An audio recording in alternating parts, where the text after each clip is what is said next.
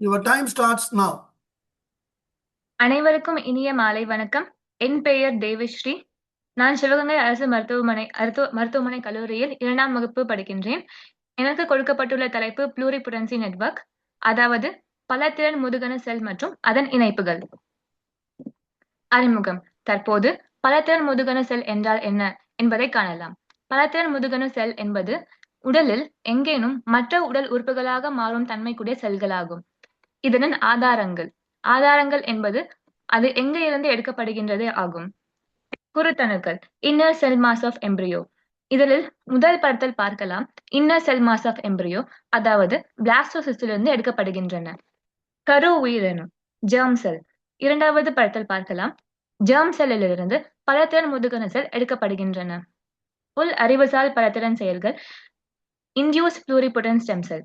இதில் நான்காவது படத்தில் இன்டியூஸ் புளூரிபொட்டன்ட் ஸ்டெம் செல்லை பார்க்கலாம். மிக சிறிய கரு stem cell, very small embryonic stem செல்களை இந்த மைக்ரோஸ்கோபிக் பிக்சர் மூலமாக காணலாம். தற்போது வரலாறு. பலமாற்ற திறன் முதுகண செல்லின் தந்தையாக கருதப்படுபவர் ஷன்யா யமாங்கா. இவர் சீனா நாட்டை சேர்ந்தவர். 1981ஆம் ஆண்டு மூளைய குருத்தணுக்கள் கண்டுபிடிக்கப்பட்டது. மூளைய குருத்தணுக்கள் என்றால் எலிகளிலிருந்து எடுக்கப்படும் குருத்தணுக்கள் ஆகும். 1980ஆம் ஆண்டுகளில் மரபியல் டிரான்ஸ்கிரிப்ஷன் காரணி மற்றும் மேல் மரபியல் கட்டுப்பாடு, அதாவது டிரான்ஸ்கிரிப்ஷன் ஃபேக்டர்ஸ் மற்றும் டிரான்ஸ்கிரிப்ஷன் ரெகுலேட்டர் ஃபேக்டர்ஸ்களை கண்டுபிடிக்கப்பட்டன. 2006ஆம் ஆண்டு தூண்டப்பட்ட புளூரிபொட்டன்ட் ஸ்டெம் செல், அதாவது இன்டியூஸ் புளூரிபொட்டன்ட் ஸ்டெம் செல் கண்டுபிடிக்கப்பட்டது.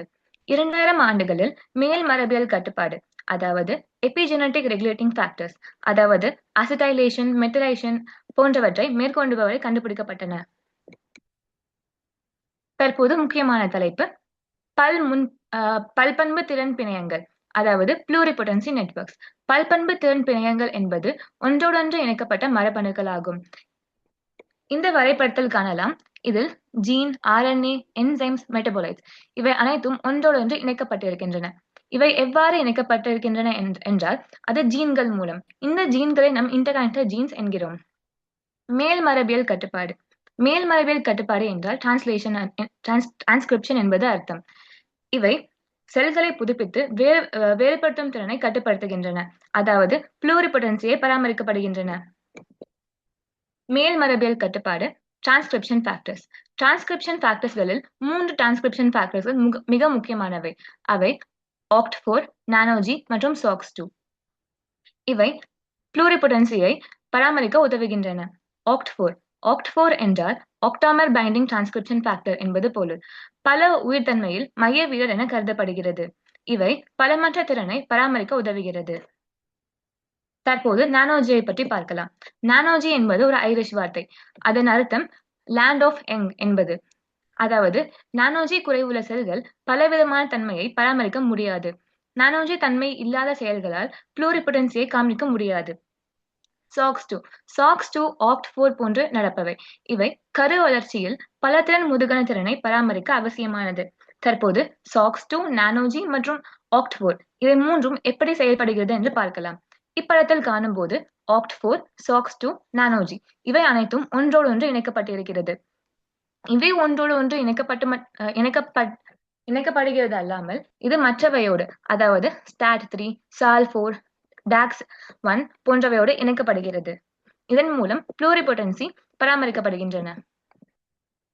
சமிக்ஞை கர்த்தனை வழித்தடம், சிக்னல் டிரான்ஸ்டக்ஷன் பாத்வே ஜீன்களை அடையாளம் காண உதவுகிறது. பல்திறமை மீது பாதிப்பை ஏற்படுத்தும் பாதைகளை கண்டறிய பயன்படுத்தப்படுகின்றது. இப்பாதைகளின் பட்டியலில் TGF, transforming growth factor beta பாதை, WNT, விங்லர்ஸ் I1T ஜீன் பாதை, FGF, ஃபைப்ரோபிளாஸ்ட் growth factor பாதைகளும் உள்ளன. பயன்பாடுகள். எங்கு புளூரிபொட்டன்சி மனித ட்ரீட்மெண்டில் பயன்படுத்தப்படுகின்றன. இதய சிகிச்சையின் சாத்தியக்கூறுகள். நீண்ட QT syndrome, long QT syndrome என்பது அரிதான பிறவி சேனலோபதி ஆகும். இதனால் நீண்ட வென்ட்ரிகுலர் டீபோலரைசேஷன் நடக்கின்றது. நார்மல் QT இன்டர்வல் என்பது ஆண்களில் 460 மில்லிசெகண்ட் ஆகும், பெண்களில் 440 மில்லிசெகண்ட் ஆகும். ஆண்களில் 460 மில்லிசெகண்ட்களுக்கு மேல் சென்றால் அவை லாங் QT சிண்ட்ரோம் ஆகும். பெண்களில் 440 மில்லிசெகண்ட்களுக்கு மேல் சென்றால் அவை லாங் QT சிண்ட்ரோம் ஆகும். இந்த லாங் QT சிண்ட்ரோமில் 2 வகைகள் உள்ளன. நீண்ட QT சிண்ட்ரோம் வகை 1. இது மெதுவாக தாமதமான ரெக்டிஃபையர் பொட்டாசியம் சேனல், அதாவது ஸ்லோ ஒர்க்கிங் ரெக்டிஃபையர் பொட்டாசியம் சேனலில் ஏற்படும் பிறழ்வு ஆகும். பிறழ்வு என்பது மியூட்டேஷன் ஆகும். நீண்ட QT சிண்ட்ரோம் வகை 2. இது விரைவாக தாமதமாக ரெக்டிஃபையர் பொட்டாசியம் சேனல், அதாவது rapid delayed working potassium channel ஏற்படும் பிறழ்வு ஆகும். இதனை எவ்வாறு சரி செய்யலாம்? சிகிச்சையில் புளூரிபொட்டன்சி. முதலில் நோயாளிகள் வருவார்கள். அவர்களில் LQT1 and 2 ஜீன் இவை இரண்டும் பாதிக்கப்பட்டிருக்கும். அவர்களிடமிருந்து நம் செல்களை எடுக்க வேண்டும். இந்த செல்களை நாம் தூண்டப்பட்ட பலதிறன் முதுகண செல்களாக மாற்ற வேண்டும். இந்த பலதிறன் முதுகண செல்களை நாம் வேறுபாடு செய்து, அதாவது டிஃபரன்ஷியேட் செய்து கார்டியோமயோசைட்டுகளாக மாற்ற வேண்டும். இந்த கார்டியோமயோசைட்டுகளில் நீண்ட செயல்திறன் கொண்டது, அதாவது இதன் ஆக்ஷன் பொட்டன்ஷியல் மிகவும் அதிகமாக இருக்கும். அதனால் நம் மரபணு சீர்திருத்தம் செய்து, அதாவது ஜீன் எடிட்டிங் செய்து CRISPR கேஸ் 9 மூலம் சீர்திருத்தம் செய்து நாம் அதை சாதாரண செல்லாக மாற்ற வேண்டும். தற்போது புளூரிபொட்டன்சியில் நரம்பு சிதைவு நோய்கள் எவ்வாறு பயன்படுத்தலாம்? பலவித செயல்பாட்டு திறன் செயல் பல நரம்பியல் நோய்களை குணப்படுத்த உதவுகிறது. அதில் சேர்க்கப்பட்டவை அல்சைமர்ஸ் நோய், பார்க்கின்சனிசம் நோய், ஹண்டிங்ஸ் நோய் அண்ட் அட்டாக்சியாசிஸ் ஆகும். இவற்றை எவ்வாறு சரி செய்யலாம்? அல்சைமர்ஸ் நோய். அல்சைமர்ஸ் நோய்களில் ஸ்டெம் செல்லை எடுத்து அல்சைமர்ஸ் நோய்களில் பொதுவாக கோலினர்ஜிக் நியூரான் உற்பத்தி மற்றும் சிதைவு மிகவும் அதிகமாக இருக்கும். உற்பத்தி கம்மியாக இருக்கும், சிதைவு மிக அதிகமாக இருக்கும். நம் நோயாளிகளிடமிருந்து ஸ்டெம் செல்களை எடுத்து அதன் கோலினர்ஜிக் உற்பத்தியை நாம் அதிகமாக்க வேண்டும். அதன் மூலம் நாம் குறைக்கப்பட்ட அமிலாய்டு உற்பத்தியை கொண்டு வரலாம். பார்க்கின்சன் நோய். பார்க்கின்சன் நோய்களில் பேஷண்ட்களிடமிருந்து ஸ்டெம் செல்களை எடுத்து டோபமினர்ஜிக் நியூரான்களாக மாற்றி அதனை மரபணு சீர்திருத்தம் செய்து டோபமினர்ஜ் லெவலை நாம் அதிகமாகி அதை மீட்டெடுக்க உதவுகிறது. ஹண்டிங்டன் நோய். ஹண்டிங்டன் நோய்களில் ஸ்டெம் செல்களை நோயாளிகளிடமிருந்து எடுத்து ஸ்ட்ரைட்டல் நியூரான்களாக மாற்றி பிறழ்ந்த HTT மரபணு, அதாவது மியூட்டேஷன் ஆன HTT ஜீனை சீர்திருத்தம் செய்து நம் நியூரோட்ரோபிக் ஆதரவு பெற்று நரம்பியல் பாதுகாப்பு பெறலாம். கல்லீரல்களில் புளூரிபொட்டன்சி எவ்வாறு செயல்படுகிறது? ஹெப்பாட்டோசைட்டுகளில் புளூரிபொட்டன்சி பின்வருவனவற்றில் பயன்படுத்தப்படுகின்றன. கல்லீரல் புற்றுநோய், அதாவது ஹெப்பாட்டோசெல்லுலர் கார்சினோமா, கடுமையான கல்லீரல் செயலிழப்பு, அக்யூட் லிவர் ஃபெயிலியர், நாள்பட்ட கல்லீரல் செயலிழப்பு, குரோனிக் லிவர் ஃபெயிலியர், இவை அனைத்திலும் புளூரிபொட்டன்சி மூலம் நாம் சீர்திருத்தம் செய்யலாம். அதாவது ஹெப்பாட்டோசைட்டுகளில் அக்யூட் லிவர் ஃபெயிலியர் மற்றும் குரோனிக் லிவர் ஃபெயிலியரின் போது அல்புமின் லெவல் மிக குறைவாக இருக்கும். நாம் தூண்டப்பட்ட புளூரிபொட்டன் ஸ்டெம் செல் மூலம் அதனின் உற்பத்தியை அதிகரிக்கலாம். யூரியா சுழற்சி செய்ய, அதாவது யூரியா சைக்கிளை நாம் அதிகமாக்கலாம். α1 எதிர்ப்பு ட்ரிப்சின் குறைபாடு, அதாவது α1 ஆன்டிட்ரிப்சின் குறைபாடுகளிலும் இது உதவுகிறது. அமோனியா நச்சு நீக்கம், அதாவது அமோனியா டீடாக்சிபிகேஷன்.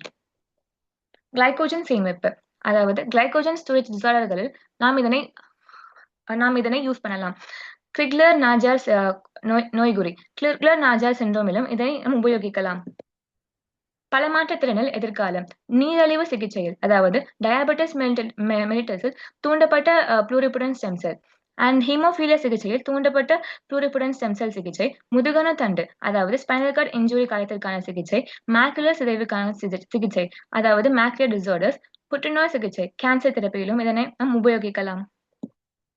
ஆபத்துகள் மற்றும் தீமைகள்.